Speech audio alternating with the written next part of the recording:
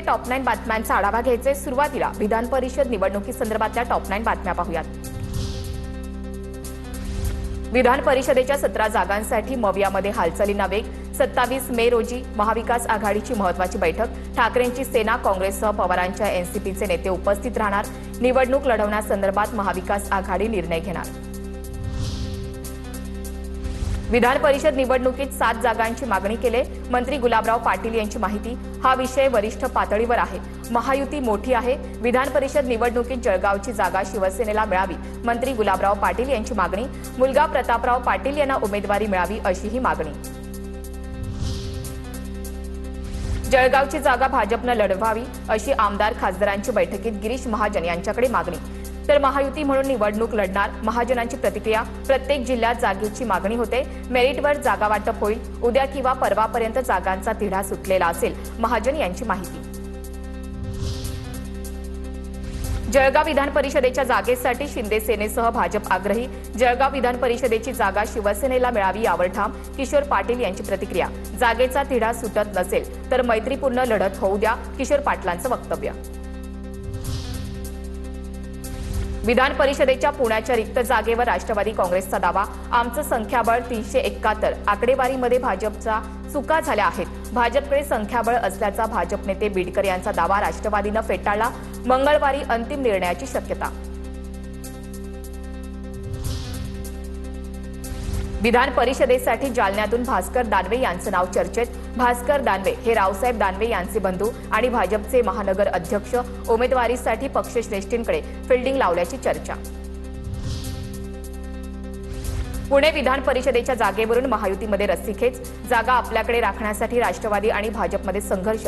मोठे संख्याबळ असल्यानं विधान परिषदेची जागा महायुतीत भाजपकडे घेण्याची सभागृह नेते गणेश बीडकर यांची मागणी. पुण्यात विधान परिषद निवडणुकीच्या पार्श्वभूमीवर अजित पवारांच्या राष्ट्रवादीचा पुण्याच्या रिक्त जागेवर दावा कायम. महायुतीतून निवडणूक लढवणार असल्याचं सांगत अंतिम निर्णय मंगळवारी होण्याची शक्यता व्यक्त. अमरावती विधान परिषद निवडणुकीत आमदार रवी राणांचा भाजपच्या प्रवीण पोटे यांना विरोध. सूत्रांची माहिती. पोटेंविरोधात बडा उद्योजक निवडणुकीच्या रिंगणात उतरवण्याची शक्यता. रवी राणांकडून उद्योजकांशी संपर्क सुरू. विरोधी पक्षातील नेत्यांशी देखील बोलणं सुरू असल्याची सूत्रांची माहिती. आता पाहूयात मोठ्या राजकीय टॉप 9 बातम्या. वर्षभरात पंतप्रधान मोदी यांचं सत्तेतून बाहेर जाणं निश्चित.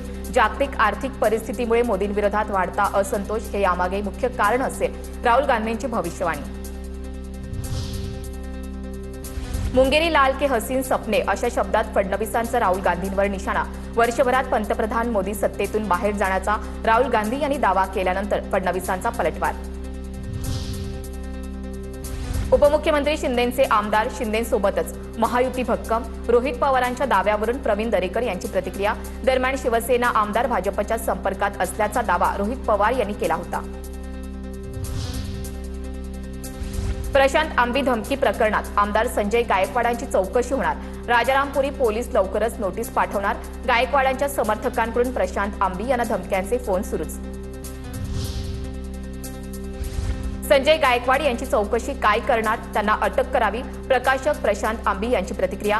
गायकवाडांवर कारवाई झाली नाही म्हणून त्यांचे समर्थक धमक्या देत आहेत. या प्रकरणी तक्रार देणार. प्रकाशक प्रशांत आंबी यांचं वक्तव्य. शिवरायांनी गद्दारांना काय शिक्षा दिली हे वाचायला हवं होतं. वाचलं असतं तर गद्दारांनी पळून जाताना 10 वेळा विचार केला असता. आदित्य ठाकरेंची संजय गायकवाड यांच्यावर टीका. अब्दुल सत्तार यांची शिवसेनेच्या अंतर्गत कारभारावरच उघड नाराजी व्यक्त. सिल्लोड आणि सोयगावला विकास निधीपासून वंचित ठेवल्याचा आरोप. नाव न घेता पालकमंत्री संजय शिरसाट यांच्यावर निशाणा.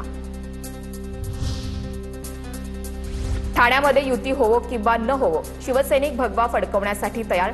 ठाण्यातील झडपी निवडणुकीवरून खासदार नरेश म्हस्केंचं वक्तव्य.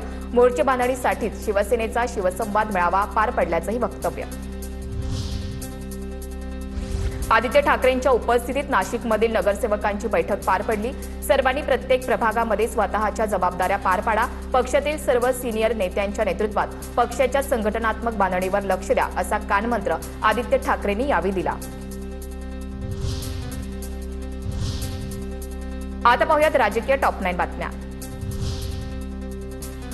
पंतप्रधान मोदींच्या इंधन बचतीच्या आवाहनाला श्रीकांत शिंदेंकडून हरताळ.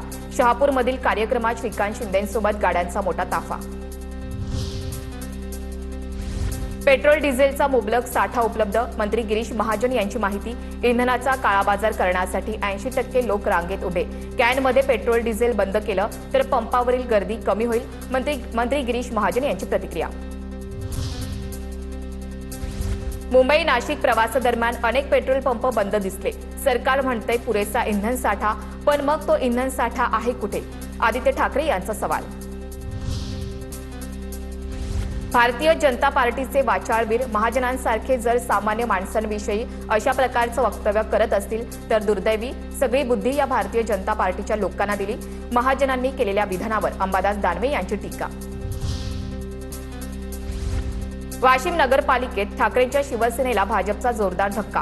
ठाकरेंच्या शिवसेनेच्या 8 नगरसेवकांसह काही सरपंचांचा भाजपात प्रवेश. स्थानिक स्वराज्य संस्था निवडणुकीच्या पार्श्वभूमीवर महत्त्वपूर्ण प्रवेश. ओबीसींचं आरक्षण संपवण्यासाठी भाजपनं प्रसाद लाड यांना मनोज जरांगेंकडे चर्चेसाठी पाठवलं. ओबीसी आंदोलक लक्ष्मण हाके यांचा आरोप, तर प्रसाद लाड यांनी आमदारकीचा राजीनामा द्यावा. हाके आक्रमक. जसं मराठी बोलता येतं तसंच हिंदी पण आलं पाहिजे. कालिदास कोळंबकरांचं वक्तव्य. देशात कुठेही गेल्यावर मराठी नाही तर हिंदीच चालते. कोळंबकरांची प्रतिक्रिया. ज्येष्ठ समाजसेवक अण्णा हजारेंकडून कॉक्रोच जनता पार्टीचं समर्थन. झुरळ हे नाव जरी योग्य वाटत नसलं तरी जनता या पार्टीच्या मागे उभी राहिली हे महत्त्वाचं, अशी प्रतिक्रिया. संभाजीनगरमध्ये प्रकाश आंबेडकरांचा कॉक्रोच जनता पार्टीच्या अभिजित दिपके यांच्या कुटुंबियांशी संवाद. काळजी करू नका, कोणतीही अडचण असल्यास संपर्क करा असं सांगत आंबेडकरांनी कुटुंबाला धीर दिला.